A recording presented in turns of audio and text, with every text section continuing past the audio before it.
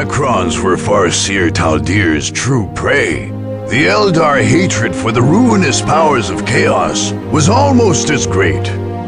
Legends hold that the Chaos God, Slaanesh, was born from the fall of the original Eldar civilization, and Taldir's followers were anxious to beat back the human heretics who worshipped such a creature. Taldir's most senior aspect warriors led the drive into the Deimos Peninsula, singing the name of the Eldar war god, Kayla Menshakain, as they cut through the madmen, traitor space marines, and demonic filth arrayed against them. With the Chaos Gates closed and the word-bearers broken, Taldir ordered her aspect warriors to withdraw. Her warlocks then performed a great cleansing rite.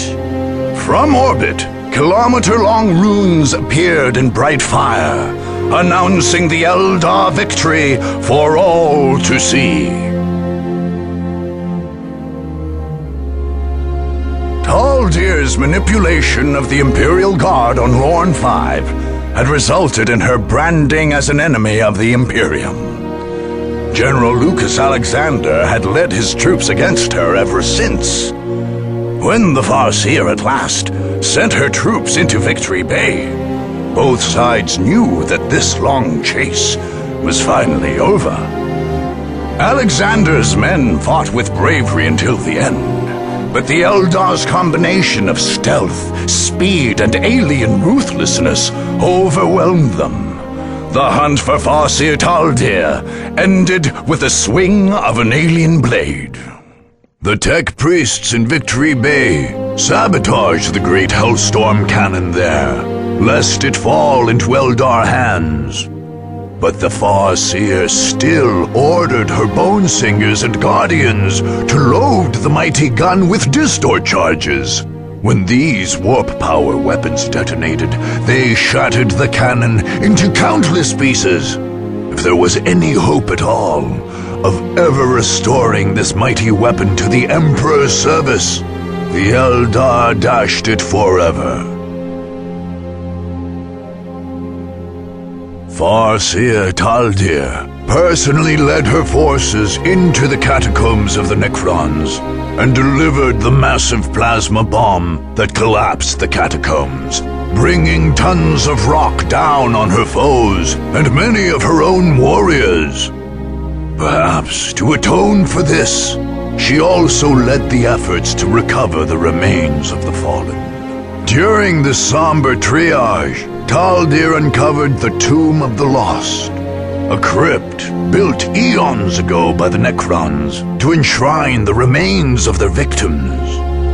Within were the remains of several ancient Eldar, warriors in the First War against the Necrons.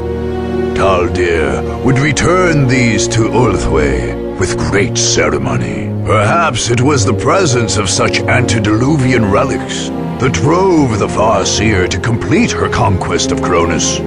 Even with the Necrons defeated, she drove her forces forward into the territories as yet unconquered. No rock could be left unturned, she said, lest the Necrons rise anew on this world. Taldir's forces struck like a razor-sharp blade into the heart of the great Orcish horde, decapitating the Wa and plunging the remaining orcs into destructive infighting.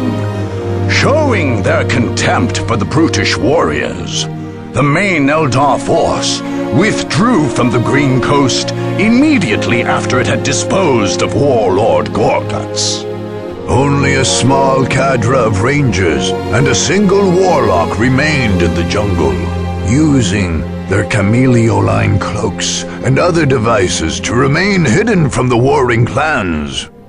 Anytime a chieftain seemed to be gaining enough stature to assemble the orcs into a viable force, the rangers assassinated him, plunging the wild aliens into another cycle of infighting. Meanwhile, the warlock Inimaya, a member of Taldir's Seer Council, repeatedly offered poisonous aid to various orc chiefs, sending them at each other's throats and keeping the race as a whole weak. The Eldar assault on North Vandia broke the back of the Blood Raven's presence on Cronus. Not only did Taldir's forces kill many of the finest warriors in the chapter, but they claimed many of the relics the Blood Ravens were so anxious to hide. Although Chaplain Miklas sacrificed himself to destroy at least some of the chapter's dark secrets, others fell into Eldar hands. Taldir's warlock's treatment of the corpses of fallen space marines was even more galling to the surviving Blood Ravens.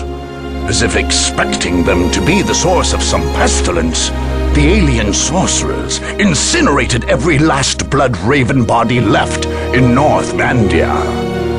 This made any planned operations to return to Cronus and recover the gene seed from the fallen battle brothers pointless.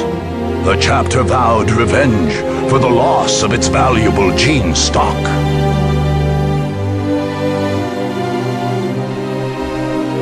The Eldar assault on Asharis pitted speed against speed and stealth against stealth. Ultimately, it was the ancient sorceries of Taldir and her seer council that prevailed over the alien technologies of the Tau defenders. The death of the Tau's ethereal ruler broke the morale, and Taldir simply allowed Shas Hokais to withdraw from Cronus. The Eldar showed utter contempt for their enemies, and simply left Asharis to its fate once the Tau had withdrawn. In the wake of the battle, humans freed from centuries of alien bondage took to the streets and exacted some measure of justice upon the Tau civilians left behind. Revenge led to madness, and soon Asharis was ablaze. Farseer Taldir having as much concern for the lives lost there as a man might for the ants under his feet.